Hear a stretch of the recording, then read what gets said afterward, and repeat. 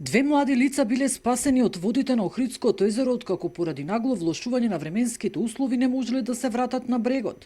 Тие со субдаските на околу 1000 метри оддалечени од автокамп во Охрид со извикување барале помош. Случајот бил пријавен вчера околу 19 часот и 55 минути во полициската станица за граничен надзор Охридско езеро. Со полициски чамци лицата биле безбедно извлечени од водата. Станува збор за 19 и 18 годишни лица, двете од Охрид, кои поради силниот ветер и големите бранови биле однесени подалеку од брегот и не можеле самостојно да се вратат. По спасувањето тие биле пренесени во просториите на езерската полиција.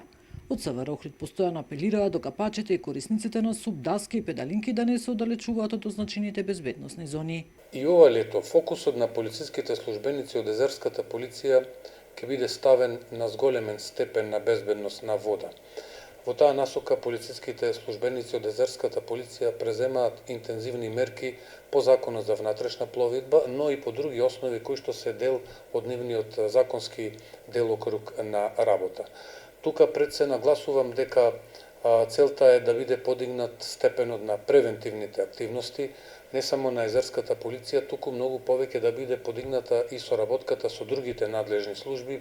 Интензивирање на мерките и санкции во водите на езерото најави од Охридската полиција. Тие неодамна при редовните контроли затекнале и лица кои управуваат пловила под дејство на алкохол. Голем е бројот на оние лица кои што беа затекнати како управуваат пловни објекти под дејство на алкохол. Тоа нема да се толерира воопшто понатаму и мерките, односно санкциите кои што ќе бидат преземани, ќе бидат интензивни и неселективни. Исто така напоменувам дека и другите законски обврски што како делокруг на работа ги имаат полицајците од езерската полиција ќе бидат крајно применувани кон сите пловни објекти. Од езерската полиција апелираат до капачите да ги почитуваат насоките од надлежните служби и препораките за безбедност. Нина Ритоновска, Сител телевизија.